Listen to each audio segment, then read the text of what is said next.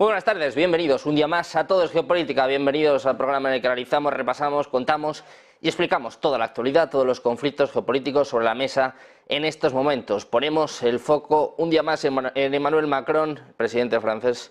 Enseguida ahondamos en esta última hora, ya les puedo adelantar que lejos de retratarse, a pesar de que se ha quedado solo, de que Alemania, Reino Unido, Estados Unidos, prácticamente toda la Unión Europea dijo que no iba a enviar tropas a Ucrania, Macron se reafirma. Enseguida le contamos lo que está diciendo, ya les decimos que no da ni un paso atrás y miramos, por supuesto, al protagonista del día, Vladimir Putin, su discurso en el que advertía a Occidente sobre la destrucción de la civilización, sobre una posible guerra nuclear, sobre todo, básicamente le decía, no te metas con Rusia porque vas a salir escaldado. Decía que en el caso de que envíen tropas a Ucrania, pues se va a desatar una guerra nuclear. Enseguida andamos en el discurso de Vladimir Putin y también miramos a Transnistria, fue uno de los temas principales en el día de ayer y ojo porque hay respuesta por parte de Estados Unidos, también la Unión Europea, que dicen que van a vigilar de cerca la situación en Transnistria. Además, hay nuevos avances por parte de Rusia, hoy ha tomado Krinky, también ha entrado en Robotines, siguen los avances después de la toma de Avdiivka. Ucrania además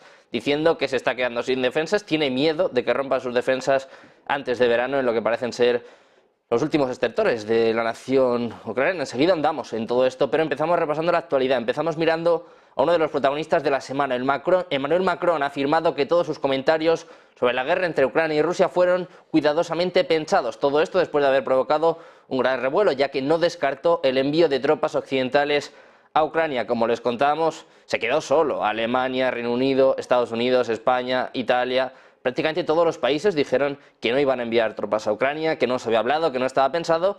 Pero el propio Macron dijo el lunes que se debe hacer todo lo que sea necesario para garantizar la derrota de Rusia después del conflicto entre Ucrania y Rusia, alarmando a varios aliados europeos, incluida Alemania. El propio Olaf Scholz ha sido contundente, muy crítico con estas palabras de Emmanuel Macron, dice el propio Macron. Estas son cuestiones suficientemente graves. Cada una de las palabras que digo sobre este tema está sopesada, pensada y medida. Es lo que ha dicho hace apenas unos minutos a los periodistas. Se ha negado a hacer más comentarios, pero reafirma su amenaza a Rusia. Dice que los comentarios sobre el despliegue de tropas en Ucrania estaban bien pensados y reafirma de esta forma su amenaza, pendientes de las reacciones, porque como decimos, Macron no se echa atrás, y pendientes también del presidente ruso, de Vladimir Putin. Ha advertido este jueves a las potencias occidentales que Rusia posee armas nucleares que podrían alcanzar su territorio y que sus amenazas crean un riesgo real de un conflicto nuclear. Los países occidentales, dice, tendrían que darse cuenta de que nosotros también tenemos armas capaces de alcanzar objetivos en su territorio. Todo lo que ellos inventan en este momento, con lo que ellos aterran al mundo,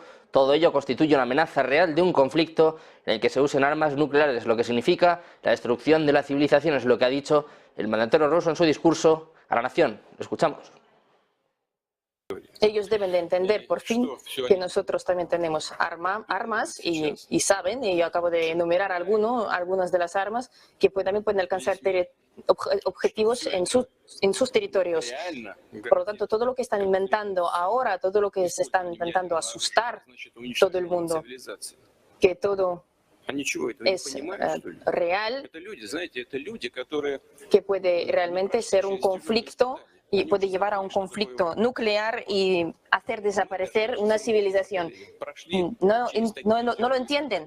Estas personas no se olvidaron lo que... No lo entienden, por lo menos, como ven, a Macron por el momento no le ha quedado nada claro. Pendientes también del frente de batalla, donde las tropas rusas han entrado en el pueblo de Robotine, en la región ucraniana de Zaporilla, foco de numerosos ataques recientes, según ha informado este jueves la agencia de noticias Interfax, citando al Ministerio de Defensa ruso, y según ha replicado también la agencia Reuters. Las autoridades de la provincia de Jersón, en Ucrania, también han anunciado este jueves la toma de la ciudad de Krinky, situada en el este del país, tras una serie de combates entre las fuerzas rusas y ucranianas en la zona. El gobernador de Jersón, Vladimir Saldo, ha indicado que han logrado limpiar de tropas ucranianas la localidad de Krinky. Si bien dice, el ejército de Ucrania sigue tratando de llegar a los islotes situados en el río Dnieper. Dice que el territorio entero se encuentra completamente limpio. Dice, nuestro ejército está supervisando la situación en la orilla. No obstante, las tropas ucranianas siguen tratando de llegar a una de las islas de la zona, es lo que ha recalcado según informaciones recogidas por la agencia TASS. Y terminamos mirando a Estados Unidos, el foco puesto en Transnistria. Dice Estados Unidos que sigue muy de cerca las acciones de Rusia en Transnistria y la situación en general. Es lo que decía el portavoz del Departamento de Estado, Matt Miller. Dice: Estados Unidos apoya firmemente la soberanía y la integridad territorial de Moldavia dentro de sus fronteras internacionalmente reconocidas. Es lo que decía en una sesión informativa del departamento. Además, añadía: seguimos alentando a Chisinau y Tiraspol a trabajar juntos, identificar soluciones a las apremiantes preocupaciones de las comunidades a ambos lados del Dniester. Como ven, muchos temas sobre la mesa, muchos temas que tratar durante los próximos minutos, como siempre, con los mejores expertos. Ya les presentamos a Adrián Celaya, presidente de Key Group, que vuelve a estar con nosotros. ¿Qué tal, Adrián? Muy buenas tardes, un placer. Encantado de estar con ustedes. Tenemos también a Luis Rodrigo de Castro, Relaciones Internacionales del CEO. ¿Qué tal, Luis? Muy buenas tardes. Muy buenas tardes, ¿qué tal? Un placer. Y presentamos a Pedro Mourinho, founder y CEO de Iberatlantic Global Corporation y cónsul honorario de la Federación de Rusia. ¿Qué tal, Pedro? Muy buenas. Muy buenas tardes, Sergio. Un placer estar con vosotros y con el resto de contertulio. Un placer tenerte por aquí.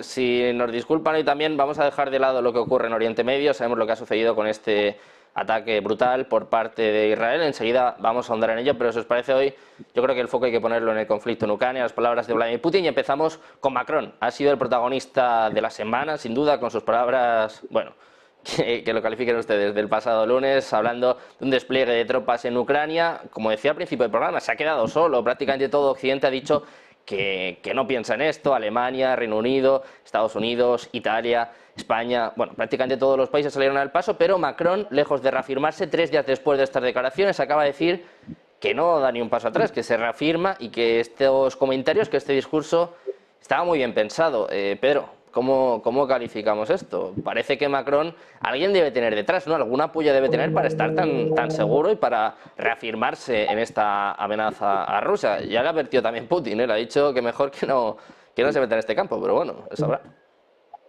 Bueno, cuando menos es una insensatez lo que ha dicho el presidente Macron, cuando menos es una insensatez. Y yo creo que es una auténtica temeridad, porque lo que está ocurriendo actualmente, y desde hace ya 2 años en la operación militar especial en Ucrania, es que lo que más nos preocupa al conjunto de los europeos y de la humanidad es que no haya una escalada en este conflicto que nos lleve a algo más de lo que es en la actualidad, que es un conflicto a las puertas de Europa, en este caso localizado en lo que es Ucrania, pero no queremos que se extienda al conjunto del continente. Y sin duda alguna, lo que está pasando a lo largo de la operación militar especial es que, a pesar de la colaboración activa de todos los países occidentales, especialmente los países de la OTAN, en la ayuda a Ucrania, ayuda militar, financiera, de equipamientos, de todo tipo, aún así no se consigue parar al ejército de Rusia, que en esta operación militar especial, continúa avanzando lentamente pero inexorablemente. Y de aquí viene esta este nuevo apretón de tuercas por parte de Macron, donde dice: oye, como ya no son suficientes luchar hasta el último ucraniano, vamos a mandar tropas europeas. Lo que pasa es que, claro, igual que Rusia, lo que ha hecho hasta este momento en la operación militar especial es una guerra convencional. Incluso en Rusia también hay sectores, digamos, más extremistas que habían pedido ya desde el comienzo, con la resistencia que ha habido por parte de Ucrania y con el impacto en términos de vida de soldados rusos y demás, una guerra más expeditiva, es decir, la utilización de armas nucleares tácticas para acabar cuanto antes con el conflicto. Obviamente, el presidente Putin, que es una persona en ese sentido, no la caricatura que nos traen los medios de convencionales en Europa, como si fuera una persona, un loco, un descerebrado, sino es todo lo contrario, es una persona moderada y además sabe de que todas sus acciones pueden tener acarrear una escalada peligrosa. Obviamente nunca se ha dejado llevar por esas voces y ha ido a una guerra que en términos humanos es dura, pero es convencional y es lo que se llama desde Rusia una operación militar especial. Ni tan siquiera tiene esa declaración de conflicto militar de guerra. Pero claro, si ya entran tropas de la OTAN ya directamente a luchar de una manera directa, clara, diáfana, a luchar contra el ejército ruso, estamos en otro escenario completo. Entonces, la doctrina militar rusa es clara al respecto. Si Rusia está en un conflicto existencial, y obviamente ya no una guerra contra el ejército ucraniano, sino una guerra contra todos los países de la OTAN, con tropas desplegadas de la OTAN y los equipamientos militares de la OTAN ya luchando directamente contra el ejército ruso, eso habría que poner toda la carne en el asador. Poner toda la carne en el asador en cuanto a Rusia es poner su potencial nuclear, su tríada nuclear, sus armas tácticas y estratégicas, desde submarinos, desde cazabombarderos, etcétera, etcétera. Este es un escenario apocalíptico, digámoslo así. Entonces, simplemente ya por parte de Macron, anunciar esto ya es una insensatez, pero además reafirmarse 3 días después de que todo el resto de potenciales socios le hayan dicho que a este viaje, amigo, va solo, pues me parece ya, en vez de enmendarla, sostenerla. Y me parece todavía más insensato y más grave. Lo que habría que preguntarse es si los índices de popularidad del presidente Macron en Francia, que están en niveles históricamente bajos, a las puertas de unas elecciones al Parlamento Europeo, donde da la sensación de que va a haber una derrota histórica por parte de un presidente en el ejercicio y donde van a subir las fuerzas, por ejemplo, como el Frente Nacional, pues quizás Macron tendría que preocuparse un poco más de las cosas internas de Francia, que buena falta le hacen a sus agricultores y a muchos sectores sociales, en vez de estar generando miedo y odio, y sobre todo poniendo y exponiendo al conjunto del continente a una escalada que nos puede llevar a consecuencias trágicas y terribles. Bueno, pues esperemos que no sea así, esperemos que reine un poco la mesura también dentro de los líderes occidentales. Con Macron ya no contamos, yo creo que ya lo ha dejado muy claro. Luis, ¿cómo ves tú esta situación? Porque me parece muy acertado el análisis de Pedro. Ha tenido tiempo para pensarlo, ha tenido tiempo pues para suavizar un poco su postura, pero lejos de ello se ha vuelto a reafirmar. Parece aún más grave, ¿no? Un error vale, pero dos, y encima después de que te hayan dejado de lado todos los líderes occidentales, no sé, da que pensar, Luis. Yo creo que es un juego bastante peligroso, ¿no?, el que está llevando a cabo, por lo menos dialécticamente, el presidente Macron. Al final, un líder tiene que saber qué decir, cuándo decir las cosas y sobre todo tener mucho cuidado con lo que dice y hacia quién lo dice, ¿no? Es verdad que, bueno, estamos en una situación de guerra, ha habido una agresión rusa contraria al derecho internacional, podemos llamarlo como queramos, pero esa es la realidad. Y yo creo que Macron debería, sobre todo, tener cuidado con estas cosas. Ya vimos que Macron en política exterior, pues bueno, ha pegado más de un patinazo, sobre todo cuando intentó negociar con Putin, convencerle de que no invadiera Ucrania, no tuvo éxito. Bueno, podemos argumentar que la intención de Putin era esa y no se iba a dejar disuadir, ¿no? Bueno, podemos comprar ese argumento, pero decir lo que ha dicho el presidente Macron creo que es de una irresponsabilidad manifiesta y que es algo muy peligroso. Yo la verdad es que en general coincido con Pedro, con las distintas salvedades. Yo, bueno, decir que Putin es un loco, yo no creo que Putin sea un loco, tampoco creo que sea una persona moderada, por lo menos es lo que está demostrando haciendo uso del armamento militar en lugar de otros medios, ¿no? Podemos argumentar muchas cosas, pero esa es la realidad, como decía, desde el punto de vista del derecho internacional. Es verdad, hay elecciones al Parlamento Europeo, las fuerzas populistas son más proclives al discurso de Moscú, ¿no? El Frente Nacional siempre ha tenido una vinculación más estrecha con Moscú, ha tenido una mayor amistad hacia Moscú, pero Macron se ha distinguido y se ha diferenciado por lo contrario, por ser alguien con un discurso muy europeísta. Y si pensamos dentro de este europeísmo, pues tiene lógica que muestre su apoyo sin fisuras a Ucrania. Eso va por un lado, pero por otro entran las disquisiciones sobre las que ha hecho uso y alusión a un escenario militar en Europa y dentro de Europa. Esto hay que dejarlo claro. ¿Hasta qué punto se traduce esto de la opinión política, la opinión pública interna en un contexto electoral? Bueno, pues vamos a pensar que van por ahí los tiros, pero además de haber demostrado esa peligrosidad y esa irresponsabilidad, también ha quedado patente que Macron, bueno, ha quedado patente su soledad como líder en su relación con el resto de socios europeos, no solo de la Unión Europea, también de la Alianza Atlántica. Y es importante mencionar ambas cosas porque tanto en una como en otra existen cláusulas de defensa colectiva. Por tanto, si Francia decidiera atacar por sí sola, podría tener un problema y el resto, pues a lo mejor también lo tendríamos.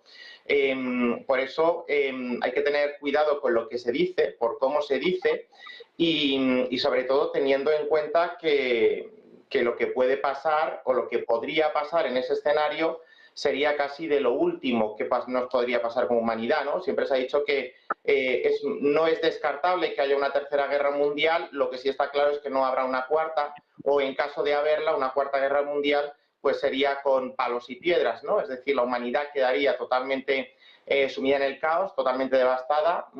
Podemos exagerar y pensar que podría suponer la extinción de la especie humana. A lo mejor es llevarlo mucho al extremo, pero bueno, disponemos del armamento que puede materializar esa amenaza. Tanto Francia, y aquí hay que recordarlo también, Rusia tiene armamento nuclear, Estados Unidos también, pero Francia también lo tiene.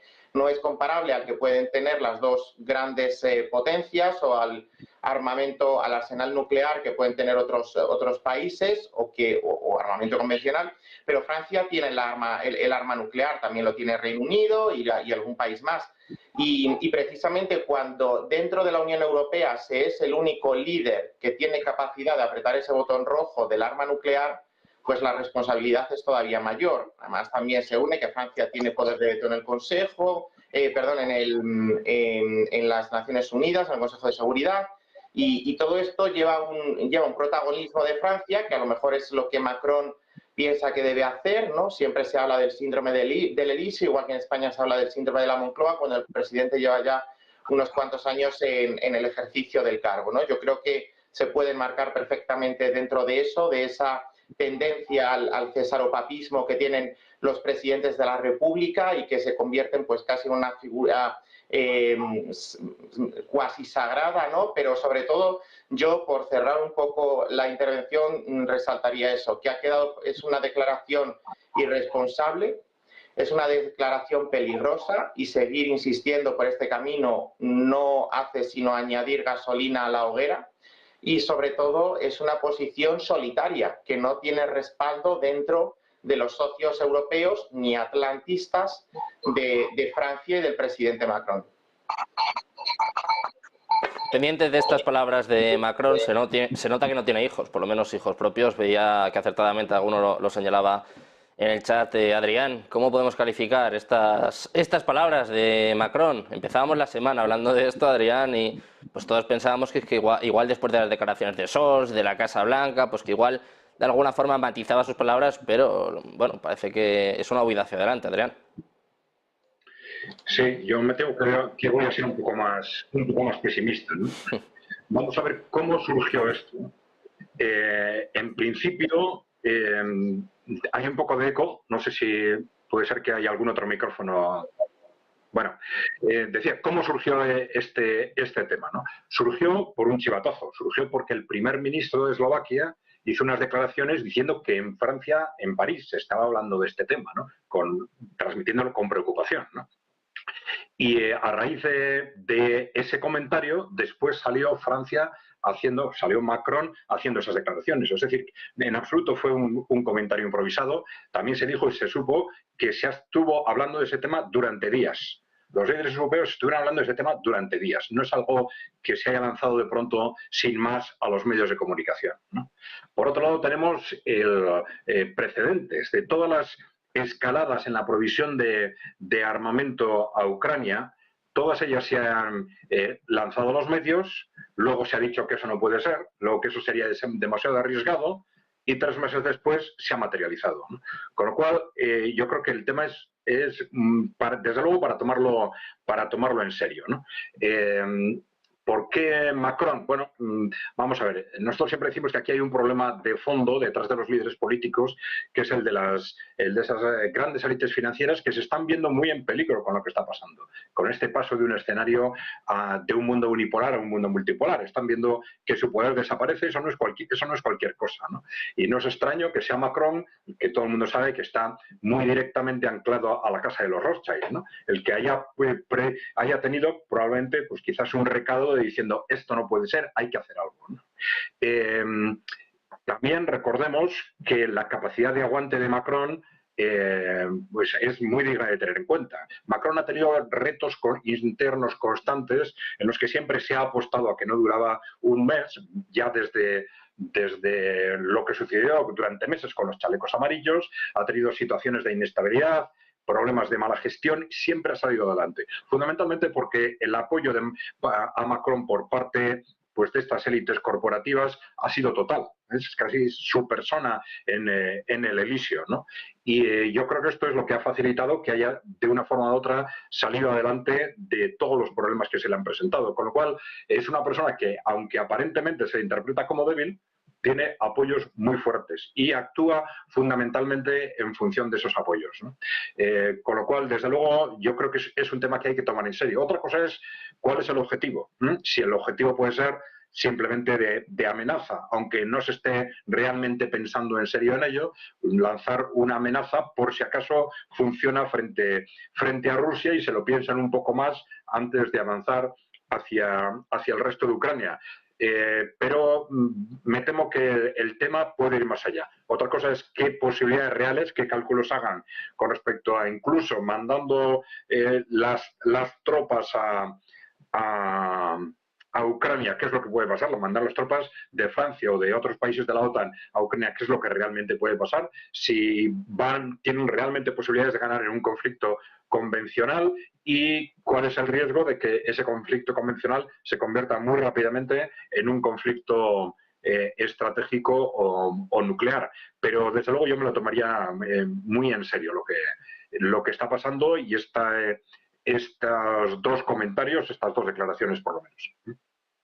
Bueno, desde luego que hay que tomarse en serio las palabras de Emmanuel Macron. Desgraciadamente, en lugar de matizar, de suavizar su postura, pues parece que va un paso más allá. Seguimos pendientes de esto y también del discurso de Vladimir Putin. Sin duda, ha dejado muchísimos titulares, más de 2 horas. Entre otras cosas, si os parece, vamos a destacar la advertencia que ha hecho a Occidente. Hablaba precisamente de lo que estaba comentando ahora Adrián, las opciones que van creciendo, además de una escalada del conflicto y también de una guerra nuclear. Si no me equivoco, a ver si podemos escucharle y enseguida lo debatimos. Ellos deben de entender, por fin, que nosotros también tenemos armas y saben, y yo acabo de enumerar algunas de las armas que también pueden alcanzar objetivos en sus territorios. Por lo tanto, todo lo que están inventando ahora, todo lo que se están intentando asustar todo el mundo, que todo es real, que puede realmente ser un conflicto y puede llevar a un conflicto nuclear y hacer desaparecer una civilización. No lo entienden. Estas personas no... Bueno, Pedro, pues precisamente es lo que veníamos hablando, ¿no? Después de las palabras de Macron, lo más lógico, pues es un discurso, unas declaraciones como las que ha hecho Vladimir Putin, que como decís, pues por suerte está teniendo más mesura que los líderes occidentales. Pedro, quiero saber cómo calificas estas palabras de Vladimir Putin. Algunos decían que es una amenaza, yo diría que más bien es un aviso, ¿no? Una advertencia de, oye, esta es la línea roja, si la pasáis, allá vosotros. Me parece que no te escuchamos ahora, Pedro. Igual está silenciado, perdona. No, me parece que estás muteado, Pedro. No conseguimos recuperar el sonido. Ahora, perfecto. Ahora, vale. Perfecto. El relato que se le ha contado a los ciudadanos europeos es que este conflicto, antes lo mencionaba el anterior contertulio, es que empezaba con una invasión ilegal e ilegítima de Rusia. Y esto es una simplificación absoluta de lo que está ocurriendo en estos momentos en Ucrania.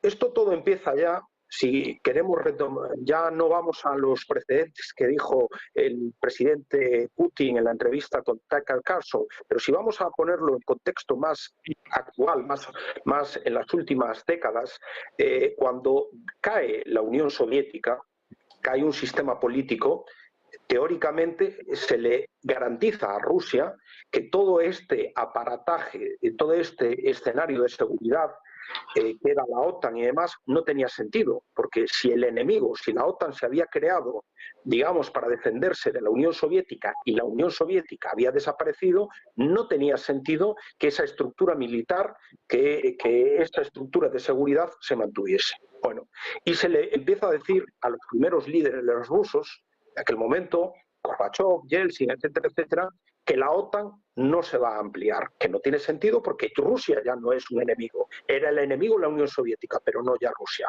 Bueno, sabemos que eso se llevó todo, todas las palabras se las llevó el viento y hemos tenido cinco ampliaciones de la OTAN, no una, sino 5. Y continuamos y cada vez llegando más próximo a las fronteras del este, a las fronteras de la propia Rusia. En segundo lugar, se ha intentado sistemáticamente por parte de Occidente desestabilizar a las antiguas repúblicas soviéticas, que muchas de ellas son países independientes, algunas han accedido y no ha pasado nada. Rusia, por ejemplo, ha dejado tranquilamente que las repúblicas bálticas se sumasen tanto a la Unión Europea como a la OTAN. Pero según te vas acercando, no es lo mismo la situación de las repúblicas bálticas, por ejemplo, que Bielorrusia o Ucrania. Porque dentro de todo lo que era la Unión Soviética no es lo mismo las repúblicas bálticas que lo que era, por ejemplo, Bielorrusia o Ucrania o lo que eran las repúblicas de Asia Central. Hay situaciones diametralmente distintas. Desde el punto de vista étnico, religioso, lingüístico, etcétera, etcétera, las similitudes entre Ucrania y Rusia o Bielorrusia y Rusia son mucho más estrechas que, por ejemplo, el resto. Y de hecho ha pasado. Las elecciones, ha habido, digamos, cambios políticos importantes en Ucrania y Rusia nunca ha entrado en esos cambios políticos. Es decir, Zelensky no inventó nada. Es decir, ya había habido una supuesta democratización occidental de Ucrania cuando ganó el presidente Yushchenko y estaba también por allí Julia Timoshenko. Eran líderes pro-occidentales y no ha intervenido ni militarmente ni fue invadida y ya también era Putin el presidente en la Federación de Rusia. Pero hubo un cambio democrático en Ucrania y se respetó. El problema es que en el año 14 no hubo un cambio democrático en Ucrania, hubo un golpe de Estado en Ucrania, que es completamente distinto. Entonces, cuando tú tienes un golpe de Estado y además los que acceden en supuesta persecución de la democracia, lo único que hacen es perseguir el idioma ruso, perseguir todas las minorías rusas del este de Ucrania, conlleva y adoptar un ideario basado en Stefan Bandera y en los pronazis ucranianos, eso es una cosa completamente distinta. Aún así, Rusia tuvo la paciencia durante 10 años de buscar una solución diplomática. ¿De acuerdo? Y por eso hubo Minsk I y Minsk II. ¿Pero qué pasa?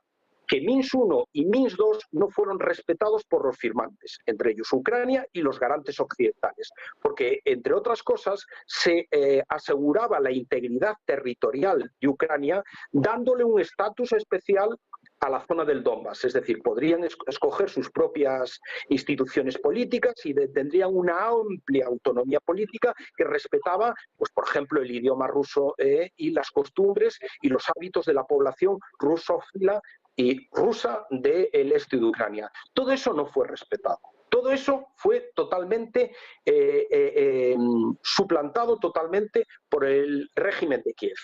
Y es más, se utilizó el ejército ucraniano con más de 15.000 muertos porque se bombardeaba a diario las ciudades como Donetsk y Lugansk por parte del ejército ucraniano.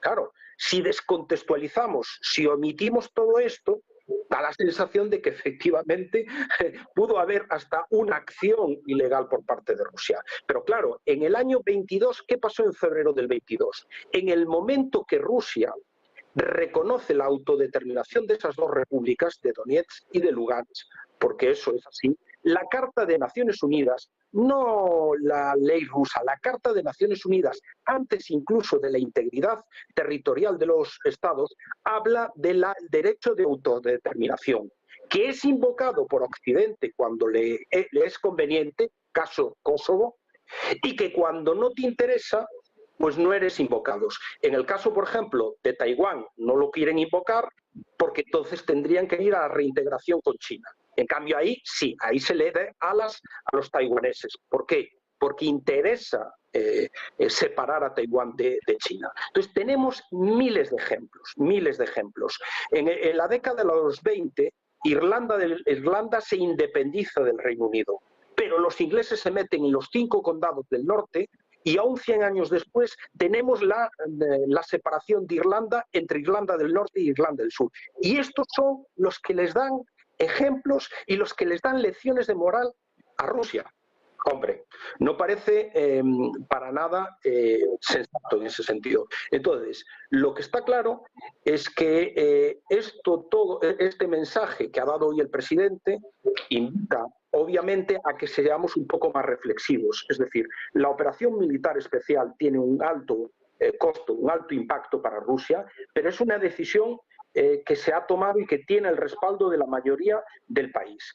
Indudablemente, si ahora los europeos, llevados por sus gobiernos y por sus élites, entran militarmente en un apoyo todavía mucho más decidido al que hay en la actualidad en Ucrania, eso, insisto, es un conflicto existencial a la propia Federación de Rusia y estamos entrando en palabras mayores. Por lo tanto, me da la sensación de que los ciudadanos europeos tenemos que pararle los pies a esta élite irresponsable en las próximas elecciones al Parlamento Europeo del junio próximo.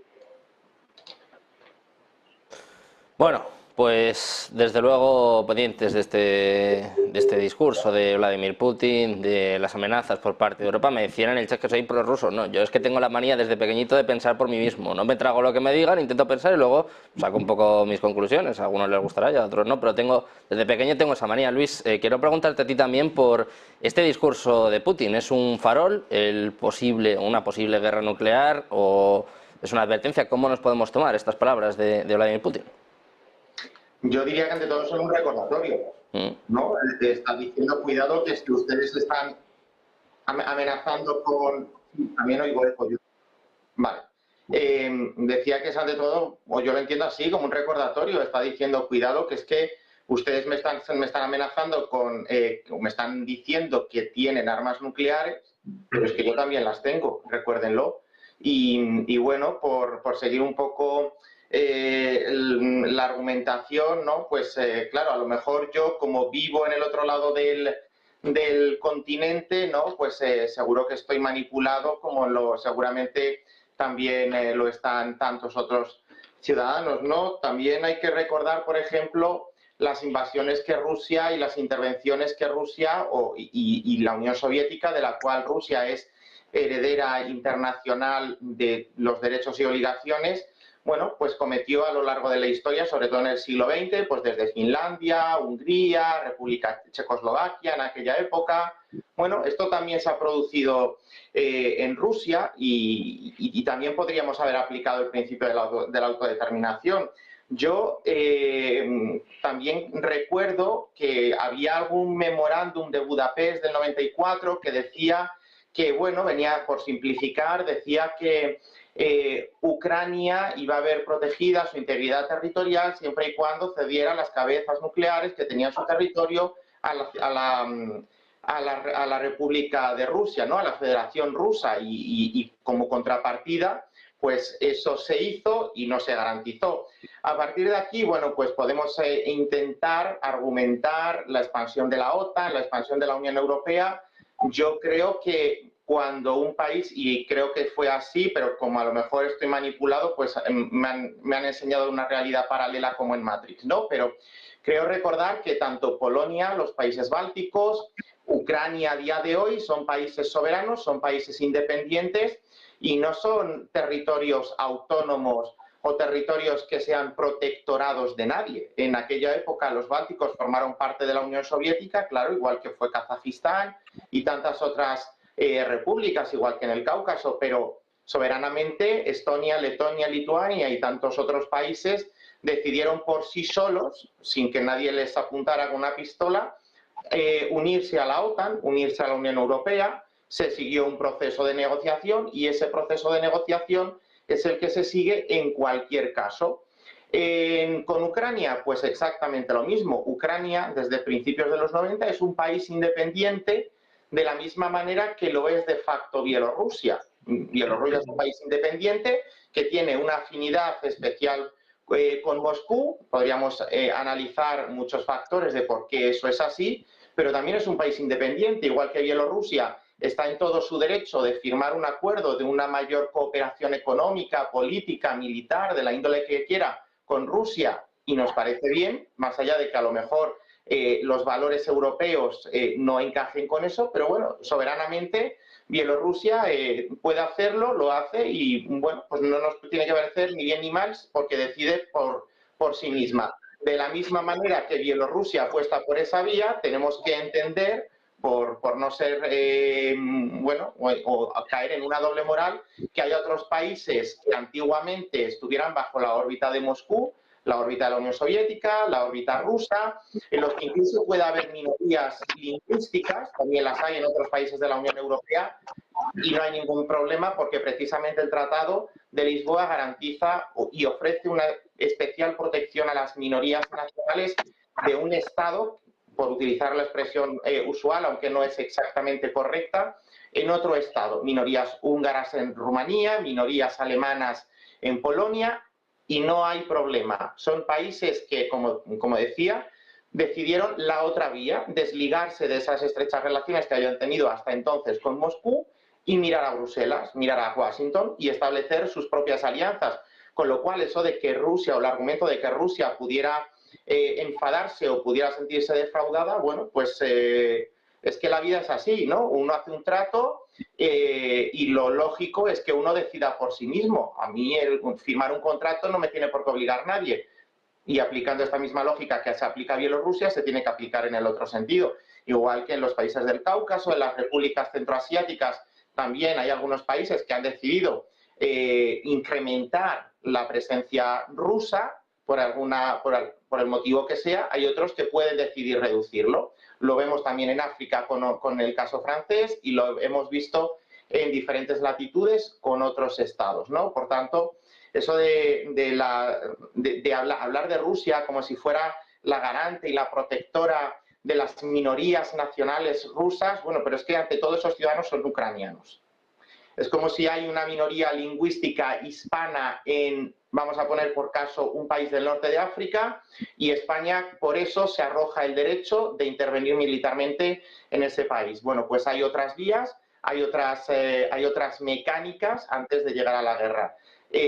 Yo no me estoy inventando nada, el derecho internacional dice lo que dice, es una agresión de un país que ataca a otro, y en ese momento Ucrania tiene el derecho a la legítima defensa. Esto es lo que nos dice, nos puede gustar más, nos puede gustar menos. A mí me puede gustar, entiendo que a lo mejor hay gente que no, y bueno, lo importante es aceptar que esas son las normas que nos hemos dado, las normas de juego que tenemos, y a partir de ahí, pues cuando los ciudadanos votemos en el Parlamento Europeo, veremos si hay una mayoría favorable al proyecto de construcción comunitaria o una minoría más reticente. Yo estoy seguro que nuevamente la mayoría de los europeos van a apostar por formas políticas que apuestan y que son proeuropeas, favorables a este proceso que ha demostrado su éxito a lo largo de casi 70 años, 70-80 años, y por tanto a partir de ahí pues tendremos que seguir las relaciones con estos países, y en el caso de Ucrania, Moldavia, Georgia y los países de los Balcanes que han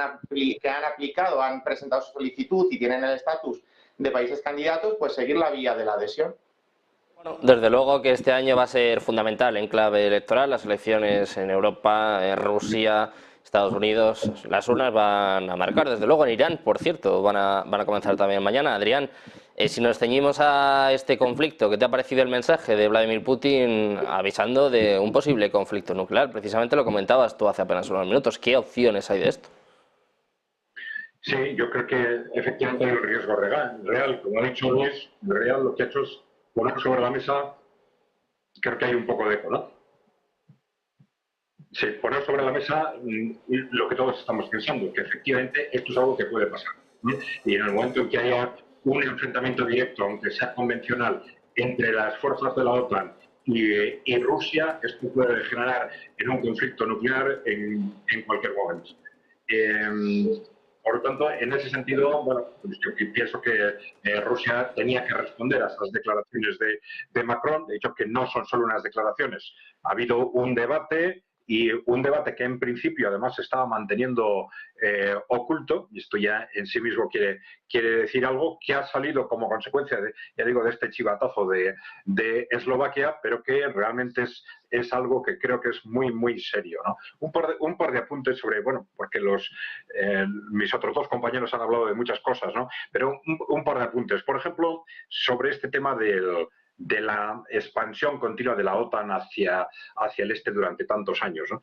Hombre, yo creo que ahí hay un concepto importante a tener en cuenta, que es que cuando un país se incorpora a una organización, esto no es decisión del país, es decisión del país y es decisión de la organización. Y este es el meollo de la cuestión. Es decir, si la OTAN toma decisiones para expandirse hacia el oeste o no. Es decir, que esa es la cuestión clave, independientemente de que haya un país que le diga, pues a mí me gustaría, no, sí, a ti te gustaría, pero nosotros tenemos un compromiso geopolítico de no expandirnos y no nos expandimos. Y ya está, y eso es dentro de las normas de esa organización, no hay ningún problema para que eso, si se quiere, se cumpla, ¿no?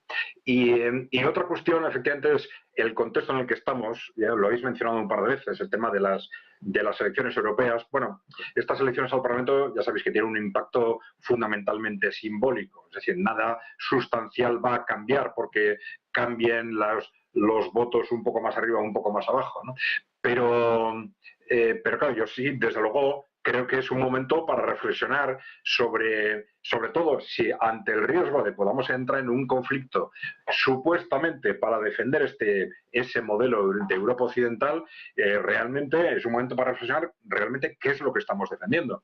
Pero claro, Luis decía, es un modelo, el proyecto de integración europeo, que ha salido bien, que se valora positivamente, pues o no. Es decir, yo creo que si lo vemos objetivamente, porque claro, tenemos una mitificación constante de este tema en los medios de comunicación, pero si lo valoramos históricamente, el proyecto de construcción europea funcionó relativamente bien hasta el Tratado de Maastricht y funcionó muy mal, y ha funcionado fatal a partir de entonces. Hay que recordar cuáles eran las expectativas en el momento en que cae la Unión Soviética, se fusionan las dos Alemanias, hay una expectativa de que la Unión Europea va a pasar de 300 millones a 500 millones, con lo cual va a liderar el mundo. Con el nivel productivo y tecnológico que tenemos, 500 millones de personas, está claro que Europa estaba llamada en principio a liderar el mundo. Y nada de esto ha sucedido todo lo contrario. Y esto quiere decir que lo hemos hecho fatal.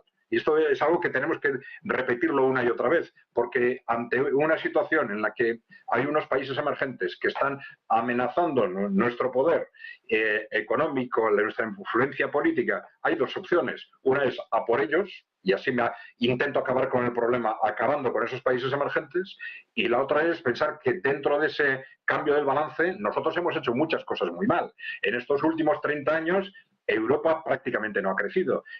Llevamos 15 años con un crecimiento de la renta per cápita inferior al 1%. Es una situación de estancamiento relativamente peor que la que tenía la Unión Soviética cuando colapsó. Sin mencionar que todo eso lo estamos sosteniendo con una situación de constante sobreendeudamiento, apoyándolo todo en más deuda pública, más deuda privada, más deuda pública, más deuda privada, y en un hundimiento demográfico del que nadie se ha preocupado en 50 años, porque hemos tenido unas instituciones, muchas nacionales, pero también europeas, que no han puesto los temas importantes encima de la mesa. El problema del hundimiento demográfico, como el del sobreendeudamiento o el de la falta de inversión, no son de ahora. Llevamos 50 años con esos problemas y que no se han abordado, y nos hemos dedicado, y las instituciones europeas se han dedicado a tonterías, a crear problemas donde no los había, a campañas de desinformación, y esto es la realidad. La Unión Europea desde el año 90, desde el Tratado de Maastricht, no ha funcionado, y los hechos son evidentes. Europa se está yendo al cajón de la historia. Y si en este momento clave en la historia, no solo de Europa, sino de la humanidad, no somos capaces de darnos cuenta de lo mal que se están haciendo las cosas en Europa y de apuntarnos a nosotros mismos para cambiar lo que hay que cambiar, pues ya sabemos lo que va a pasar. Nos vamos a dejar engañar otra vez por los mismos medios de comunicación que nos van a decir, tranquilos, todo se arregla con una guerra contra Rusia y China. Y yo creo que eso es, en este momento, seguramente, desde el punto de vista de nuestro papel y del papel de la opinión pública, la cuestión clave. Parece, desde luego, que todo conduce a esto. Adrián, si me permitís, vamos a hacer una pequeña pausa, 2 minutos, y hablamos de los avances de Rusia. Nos decían por el chat que vamos atrasados, hablábamos de que ha entrado en Robotine, de que ha tomado Krinky, muchas aldeas en la zona de Avdiivka. Vamos a hacer una pausa, 2 minutos, y enseguida lo repasamos en Negocios Televisión.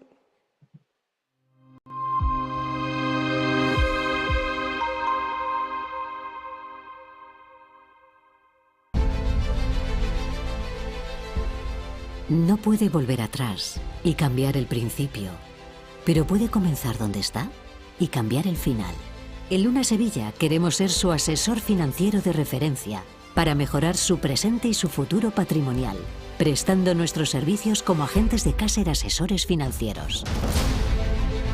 Somos una empresa con una clara apuesta por la formación de calidad, la información transparente y objetiva, y por el asesoramiento financiero personalizado y continuado.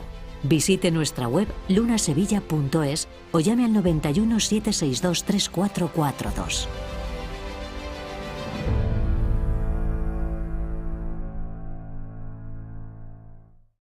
¿Se puede poner a prueba vuestra tecnología de trading? Sí. ¿Y vuestra ejecución funciona al milisegundo? Sí. ¿Y vuestros spreads están entre los más bajos del mercado, no? Si quiere, puede probar nuestra primera demo. Es difícil encontrar un broker que cumpla con todas sus expectativas.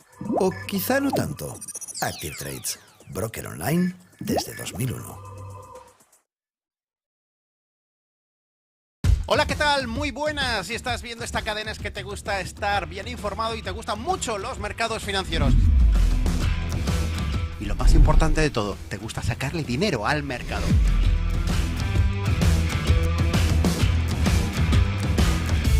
Así que tenemos una cita, el cierre de Wall Street los lunes a las 9:30 de la noche, los martes y los jueves un poquito antes, a las 9:15. Aquí estaremos en Negocios Televisión explicando consultorio, explicando por qué tomo decisiones de compra, por qué vendo, todo lo relacionado con los mercados. Ese consultorio a vuestra disposición para ver cómo veo el mercado y un montón de novedades que iremos anunciando próximamente.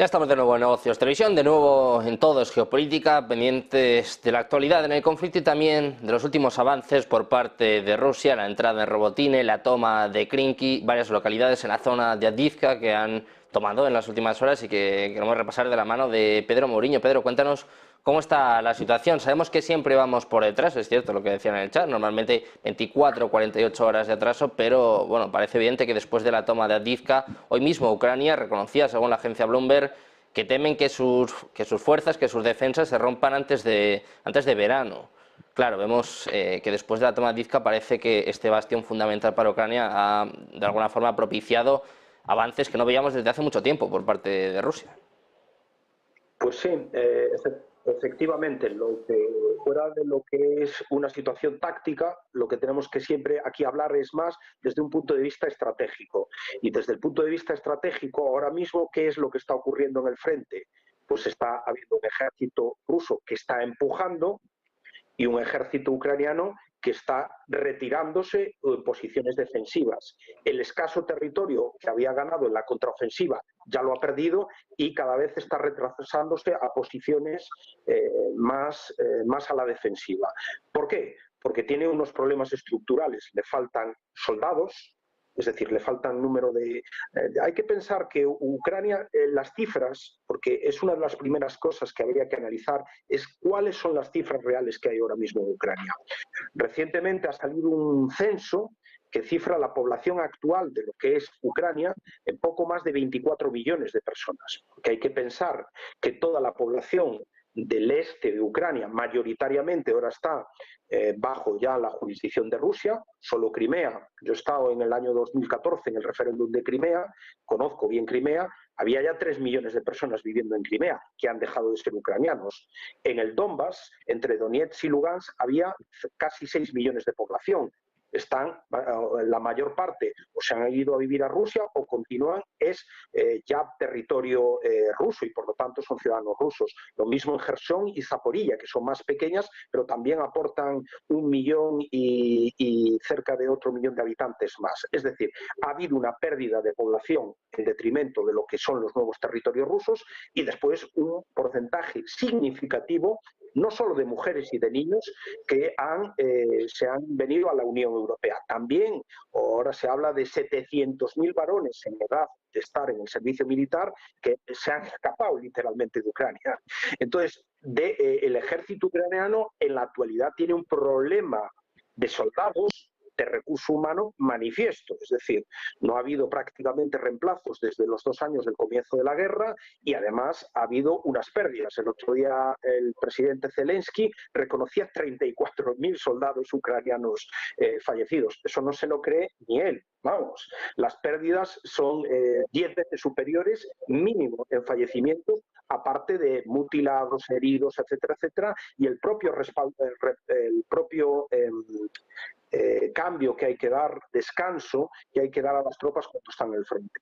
Si a mayores mostramos el fracaso en la capacidad industrial de los socios, porque sabemos que Ucrania no tiene capacidades militares para sostener un conflicto con Rusia en el medio y largo plazo, pero había una capacidad de suministro por parte de la OTAN, de los países europeos y de Estados Unidos. Sabemos que es que Europa, aunque quiera, no puede. Porque es que, claro, estas élites que viven en Bruselas hacen planes que le hacen esas consultoras y todas esas agencias que te hacen unos planes muy bonitos, pero después hay que bajar a la realidad de la capacidad industrial. Y la capacidad industrial en Europa, fuera de los mitos, está muy depauperada. Lo hemos visto en la época del COVID-19 cuando no teníamos ni tan siquiera mascarillas.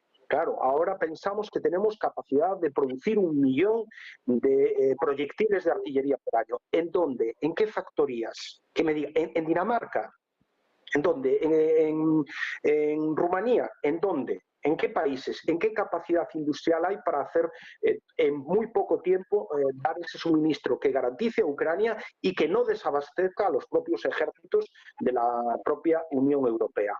Y en tercer lugar, y no menos importante, aparte de las capacidades de suministro, de las capacidades de recursos humanos, también hay que tener en cuenta a quién tienen enfrente. Es decir, pese a toda la propaganda que se ha dicho de que Rusia, el ejército ruso era poco menos que un ejército de Pancho Villa y que además las capacidades industriales de Rusia eran inexistentes, vemos todo lo contrario.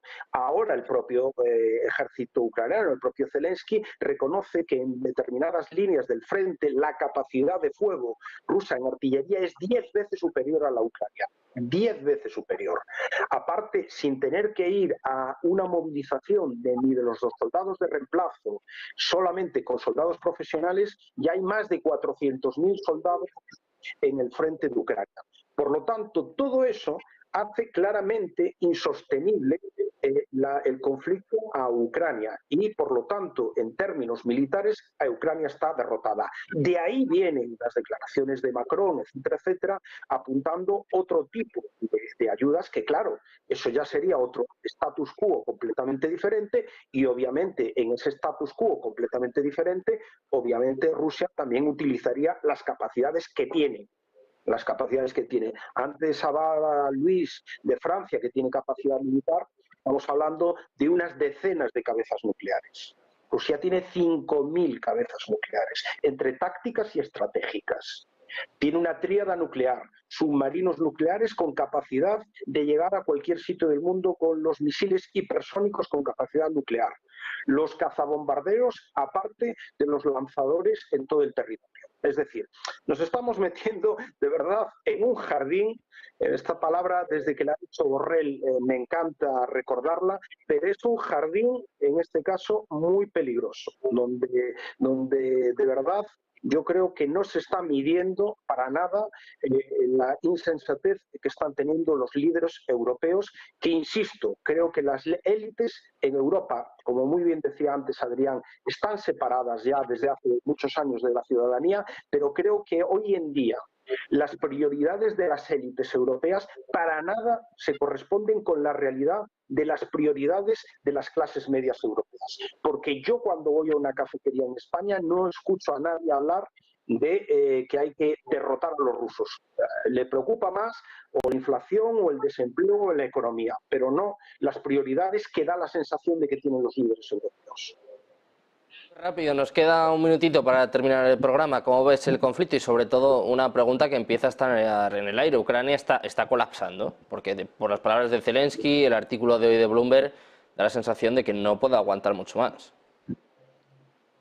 Sí, y es verdad, Ucrania, como decía Pedro, está sumida en una crisis demográfica, no solo por las pérdidas humanas de la guerra, también por la de las cifras que él ha dado de personas que irían en las regiones que ahora están ocupadas por Rusia, y además todas, se habla de 7 millones según cifras oficiales, extraoficialmente puede que sean muchas más, las que han entrado en la Unión Europea huyendo del conflicto, aparte de los desplazados internos, ¿no? Por tanto, Ucrania, que era un país antes de que todo esto empezara, pues más o menos, grosso modo, muy similar a España en cuanto a población, pues ahora está siendo diezmada. Si a eso le añadimos una economía todavía que todavía no se había recuperado de los estragos del COVID, cuando empieza la invasión rusa, y todo esto dificulta esa recuperación económica, pues tenemos una merma de la fuerza laboral, una situación económica difícil, una inestabilidad política que no ayuda, por ejemplo,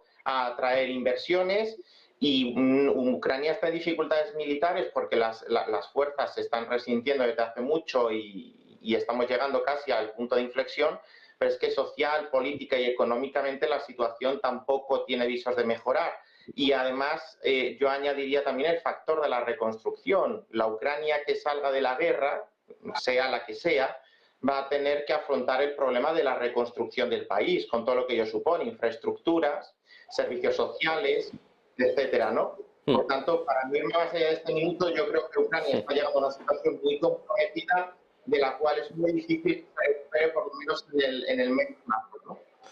Bueno, pues pendientes de lo que suceda con Ucrania, de lo que suceda en este conflicto y también de la reacción por parte de Occidente, por parte de Europa y sobre todo, pues bueno, con el foco puesto en Emmanuel Macron. Muchas gracias a los tres por estar una tarde más con nosotros por aquí. Muchas gracias, Luis, Pedro, Adrián. Un placer, como siempre, contar con vosotros. Muchas gracias. Adiós. Gracias, un abrazo, buenas tardes. Seguimos pendientes de la actualidad geopolítica, económica, de brindarles toda la información. Hacemos una pausa y enseguida estamos de vuelta en Negocios Televisión.